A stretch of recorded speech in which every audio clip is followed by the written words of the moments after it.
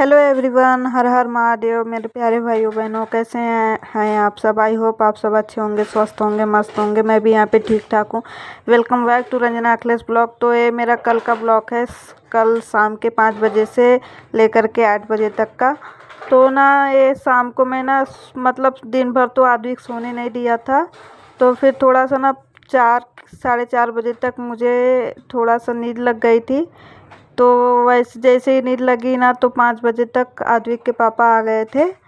तो फिर मुझे फिर से उठना पड़ा और मतलब नींद भी नहीं पूरी हो पाई, तो उठ गई मैं।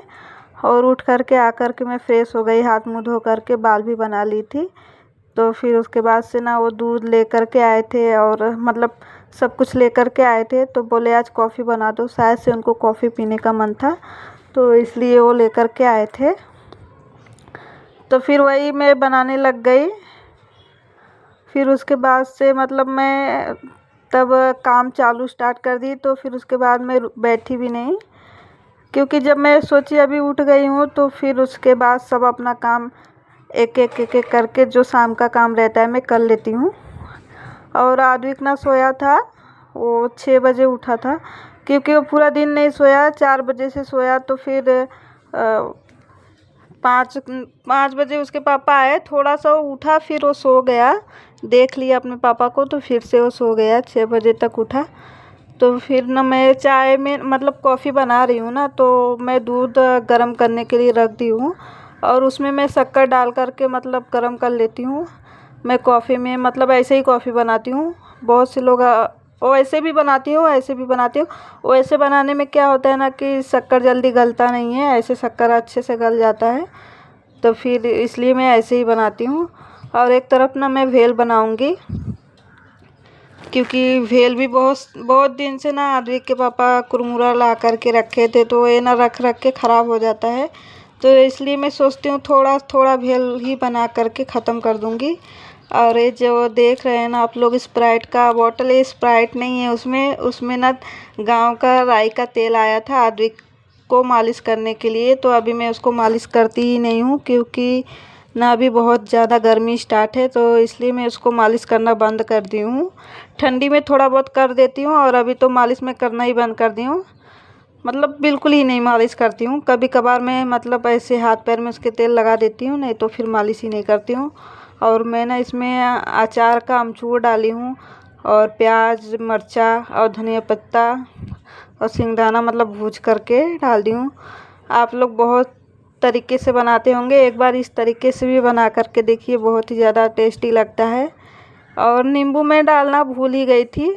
नींबू था, लेकिन मैं जब सब कुछ खाने लग गए ना हम लोग, तब मुझे याद आया कि नींबू भी डालना चाहिए था। नींबू मैं भूल गई थी, तो फिर ऐसे ही हम लोग मतलब खा लिए थे। वैसे भी बहुत ही टेस्टी था। तो फिर बस ना यही था जो था, और चलते हैं अपने नेक्स्ट टॉपिक के तरफ और बताते हैं क्या बात है। मैं बस यही बताने वाली थी अपने ससुराल वाले के बारे में, कि मैं क्यों उन लोग से नहीं बात करती, क्यों मतलब उन लोग से मेरा नहीं जमता है, और उन लोग कैसे हैं, मैं कैसी हूँ, सब मैं आप लोग को आज डिटेल बताती हूँ। क्या हुआ ना, मैं ज़्यादा दूर तक नहीं लेके चलती हूँ आप लोग को, बस मैं टाइम से ही बताती हूँ। क्योंकि ना जब भी मैं प्रेग्नेंट थी, आद्विक था, मतलब आद्विक मेरे पेट में था ना, तो फिर उसके बाद से कोई संभालने वाला नहीं था। तो ना फिर मेरे हस्बैंड ना अपने बहन को गांव से बुलाया, जैसे मेरी ननद को गांव से बुलाया संभालने के लिए। तो वो आई ना यहाँ पे 1-2 महीना, मतलब 1-1.5 महीना ही थी। और डॉक्टर ना मुझे मतलब सब कुछ करने से मना कर दिए थे, क्योंकि ना 2 मेरी प्रेगनेंसी ख़राब हो चुकी थी। कोई संभालने वाला नहीं था और ना ही कोई बताने वाला था, तो इसलिए मतलब इसी में भारी काम करने लग गई। तो मेरा 2 प्रेगनेंसी ना ऐसे ही ख़राब हो गया। क्या ही बताऊँ आप लोग को, बहुत ही मतलब बहुत ही परेशान थी मैं, बहुत ही, मैं आप लोग को जिक्र नहीं कर सकती, लेकिन बहुत ही ज़्यादा मैं परेशान थी। फिर उसके बाद से ना तीसरी प्रेगनेंसी जब भी मेरी कंसीव हुई ना, तो फिर डॉक्टर ने पहले ही मना कर दिया कि अभी कुछ भी नहीं करना है, नहीं तो फिर हम लोग रिस्क नहीं ले सकते। तो इसलिए ना मेरे हस्बैंड अपने बहन को गांव से बुलाया। तो आई 1-1.5 महीना थी, संभाली भी नहीं अच्छे से, मतलब बहुत ज़्यादा कुछ भी बोलती रहती थी। तो अपने हस्बैंड को बुला करके मेरी ननद चली गई अपने ससुराल।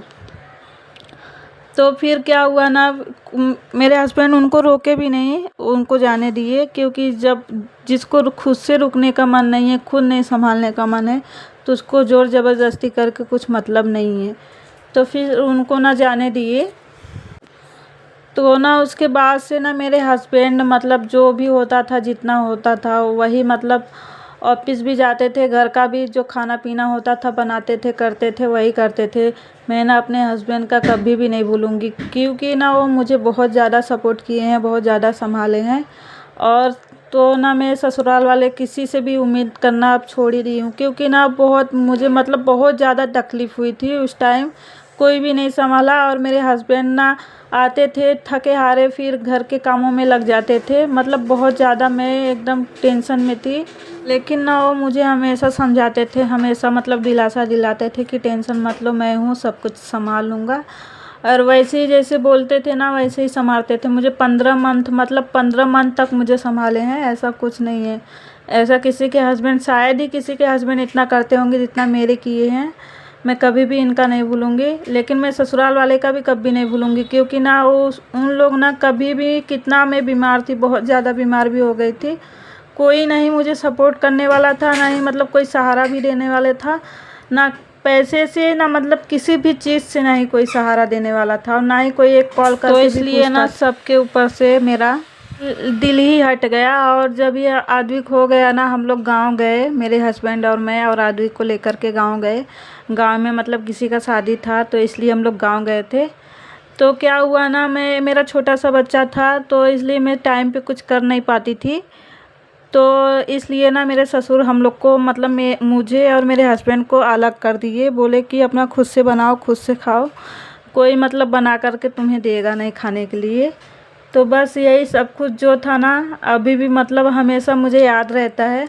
और बहुत ही मतलब अंदर से बहुत ही तकलीफ़ होता है कि कोई ऐसा क्यों कर सकता है, इतना किसी के साथ क्यों कर सकता है इतना गलत।